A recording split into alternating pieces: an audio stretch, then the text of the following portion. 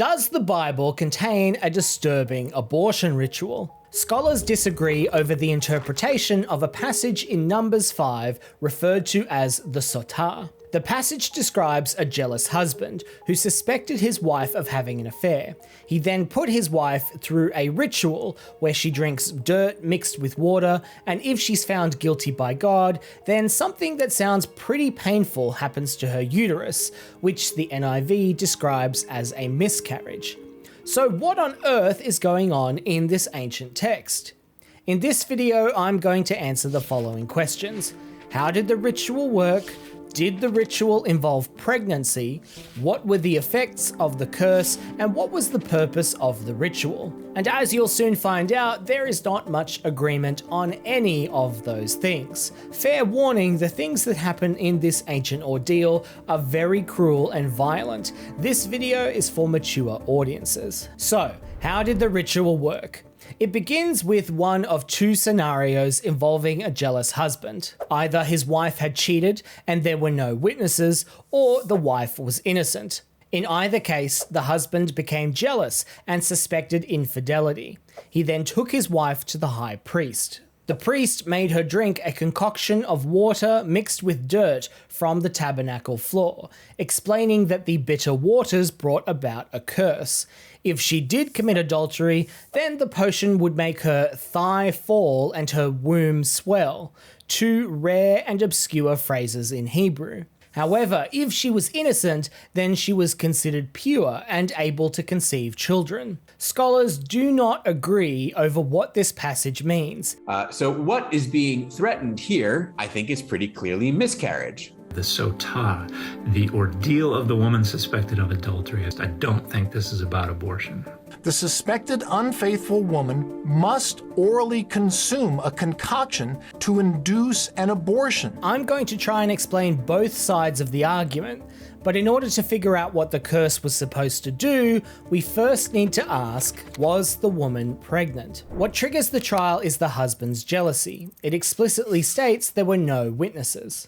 So why did the husband come to suspect his wife of infidelity?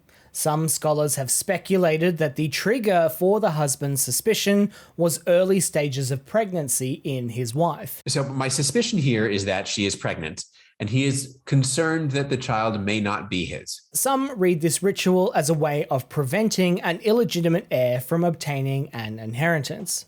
Interestingly, some early reinterpretations of the Sotah ritual did envision it or something similar applying to a pregnant woman. The Damascus document, one of the Dead Sea Scrolls, preserves an early 1st century CE legal description of what appears to be the Sotah ritual. The text is fragmentary, but scholarly reconstructions suggest that the ritual applied to women who had stopped their menstrual bleeding, implying they were pregnant. In this context, the ritual was probably applied to confirm that the child belonged to the husband.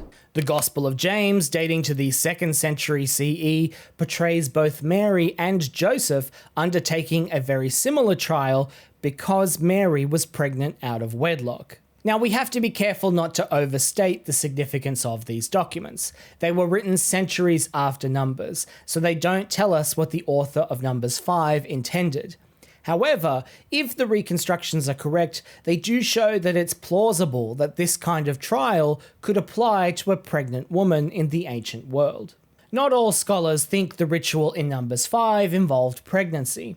One of the things they look at is the blessing of the innocent woman. The text says she will be sown with seed. This farming metaphor usually applies to a field. Here it seems to refer to the woman being impregnated, conception. So, some scholars argue this is a fertility blessing, guaranteeing the innocent woman will fall pregnant in the future while the guilty woman remains childless. This would imply the woman undergoing the trial is not pregnant, or at least not aware that she was. Still, others argue the passage should be rendered, she will retain seed, making it more about a woman's ability to successfully keep a pregnancy, regardless of whether she was pregnant at the time. So there are plausible arguments that pregnancy is implied, but it is not explicitly stated. And if the blessing of the innocent woman implies a future pregnancy, that would mean the ritual did not require the woman to be pregnant to undergo the ritual. However, that doesn't rule out the possibility that the ritual could apply to both pregnant and non-pregnant women. So let's turn to the curse itself. What were the effects of the curse? One of the major problems centers around the fact that it's hard to say precisely what is being described if the woman was found guilty. There's three main views. The first is that these punishments refer to a miscarriage. The second is that she becomes infertile, and the third is a combination of the two. The passage literally reads that the consequences for the guilty party are that her thigh fall and her womb swell. So what do these results mean? Well, there's four key words. Thigh, or yarek in Hebrew, is regularly used as a euphemism for a man's loins or genitals. For example, we see the children of Jacob described as the ones who came from his thigh. And sometimes when swearing an oath, someone would put their hand under another man's thigh near the genitals, such as in Genesis 24, 2-3. So it could refer to the woman's genitals, but we have to be careful because this is the only time the word is used this way of a woman in the Hebrew Bible. So it could also refer more generally to the reproductive organs, possibly another term for her uterus, as per the NRSV translation. Another option is it could simply refer to her actual thigh or leg. That's what the 1st century Jewish historian Josephus thought, that the woman's leg was displaced. However, he also thought that the woman died, which is a strange reading of the passage, so he is of limited usefulness in regards to knowing what the author intended. The next term is the Hebrew verb nafal. The most basic meaning of the word is to fall or drop. That is why many scholars argue the text is describing something like uterine prolapse, a condition where the pelvic floor muscles weaken and the uterus drops through the vagina. In Mesopotamia, we find a similar phrase, mikit libi, falling of the inside or heart. This is used several times to describe uterine prolapse, so an organ falling downwards. But there is also an instance where it is used of diarrhea, a discharge from the body. Some scholars have pointed towards the use of nafal in other Hebrew texts to describe birth or miscarriage. In Isaiah 26, the verb nafal is used twice in reference to birthing, so it could refer to something being expelled in that way. The noun form of the verb is also the Hebrew word for miscarriage, so a few scholars think this could be the sense of the verb as well. However, in this instance, it is the thigh itself that is dropped, not something that drops from the thigh.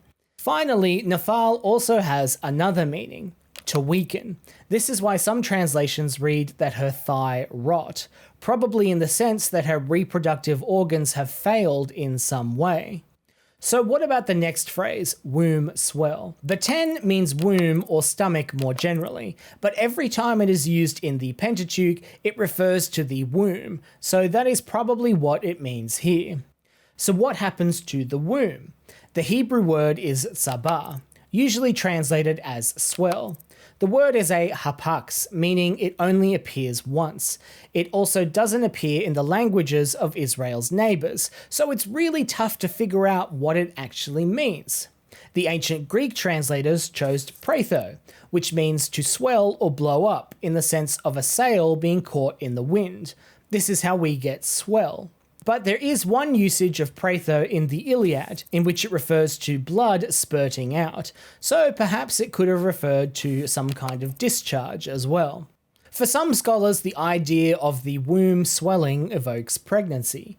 You see, there's no timing on the curse, so it is possible that after drinking, if she was guilty, she was expected to go home, her pregnancy would show, but after a few months, it would end in miscarriage and sterility. However, other scholars aren't so sure, and argue it was some kind of bloating associated with the prolapsed uterus, or similar failure of her reproductive organs. Another suggestion is a link to the Akkadian verb sabu, which means to soak, as in drenching a field with water or soaking a piece of material. In one lone medical text, it is used to describe poo being purged from the intestines. So again, discharge is a possibility. The final suggestion is a connection to the Syriac sabah, which means hot and dry, which could refer to becoming sterile. However, the Syriac language developed much later, so a direct link is unclear. So we've got a bunch of possible translations. Prolapse, infertility, swelling, and miscarriage are all plausible options depending on how the words are translated. I think we can say a few things with some degree of certainty. Whatever the curse involved, at the very least, it included sterility. An innocent woman would be able to have children, but the guilty woman would not. Second, given the possibility that the blessing refers to a future conception, that would mean that not everyone undertaking the Sotah was pregnant. It's possible that forced miscarriage was not the primary consequence of the bitter water, but at the same time, it's hard to believe that this ritual would never have applied to a pregnant woman. And if the thigh falling and womb swelling did refer to some kind of procreative failure, it's hard to imagine these effects not ending a pregnancy, if the woman was pregnant. Regardless, this shouldn't be too surprising. The punishment for adultery in Deuteronomy was death, and there was no exception for a pregnant woman. Similarly, in Genesis 38, Judah is willing to execute the pregnant Tamar on accusation of adultery. Again, no exception for pregnancy. If the Sotah did refer to a forced miscarriage, it would not be out of place in the Hebrew Bible. But either way, it's important to state the text is not clear, and until some new piece of information is discovered, it's unlikely we will be able to say definitively one way or the other. So, what was the purpose of the whole ordeal? There is still a massive elephant in the room, which we haven't talked about yet. The potion wouldn't have done anything. Drinking dirt mixed with water is gross, but it's unlikely to have caused a miscarriage or a prolapsed uterus or any of the other conditions suggested throughout history. When I first looked at this text, I thought there was no way ancient people really thought this worked. Pretty much everyone who underwent this ritual, whether they were guilty or not, would have been found innocent when nothing happened after they drank the dirt mixed with water. So it got me thinking, there's other types of trial by ordeal in the ancient world. Did people think those worked? The closest parallel would be in the laws of Hammurabi, which state, if there are rumours of a wife's sexual infidelity in the community, then the husband may subject her to a river trial. The river trial typically involved one party swimming a certain distance in the river, sometimes carrying an object to make it more difficult. If they succeeded, they were deemed innocent, but if they drowned, this was considered divine punishment. But did they actually do that? Turns out they did. There's several recorded occurrences of the river trial, including a property dispute recorded in the Mari letters. In this letter, 7 people were apparently required to swim an unspecified distance. When the 4th swimmer drowned, the remaining group conceded that the gods were not going to side with them, and they relinquished their claim to the land. Now, that story raises enough of its own questions, but it looks like people really did believe in these kinds of ordeals, which brings us back to the question of what people believed about this ritual. Some have suggested that the ancient Israelites believed the ritual worked because of stress. That is, the stress the accused woman would have felt may have caused some medical condition. One scholar, Jacob Milgram, suggested that the whole thing was terrifying for a woman and was designed to scare the guilty party into confessing their affair. On the opposite end of the psychological spectrum, one scholar has suggested that the ritual was actually designed to protect a woman from public lynching. The punishment for adultery was death. If there were no witnesses, the ordeal was there to prevent the man from trying to kill or punish his wife on his own terms.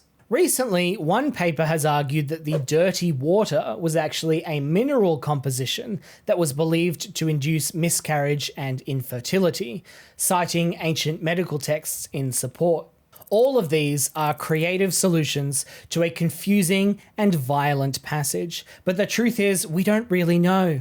There is no record of such a trial ever being undertaken, and discussions of the text don't appear until the 1st century, which is at least half a millennia after the text was written. The trial is the very definition of cruel and unusual, but humans have come up with some equally cruel and absurd ordeals throughout history.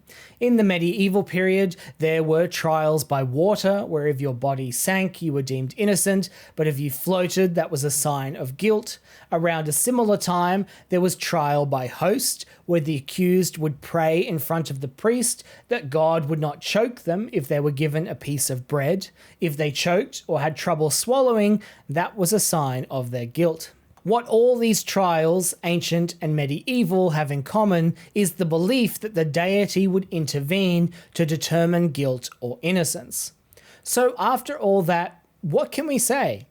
I think one of the only things we can say with a high degree of certainty is that in its ancient context, the expected effects of the curse produced sterility. The guilty woman would be infertile and the innocent woman would be able to have children. There are plausible arguments that pregnancy and miscarriage were in view. However, much of the language used in the text includes rare and obscure phrasing, making it impossible to say for sure. The scholarship is split on the issue, and it will likely continue to be divided on whether miscarriage was involved until some new piece of information comes to light. As for why this text exists, that too is an open question. It's certainly possible that ancient people believed it to work, even though it almost certainly could not. Perhaps it was psychological, but we can only speculate. The trial of the Sotah will remain a twisted mystery. As always, I'll leave sources in the description. I've categorized them by the positions that scholars take. If you like this video, consider chucking me a few dollars each month to help us make videos like this, where we take complex scholarship and make it accessible. As always, my name's Lachlan, you've been watching Tablets and Temples, and I'll see you in the next one. Commandment number 11, share and comment below.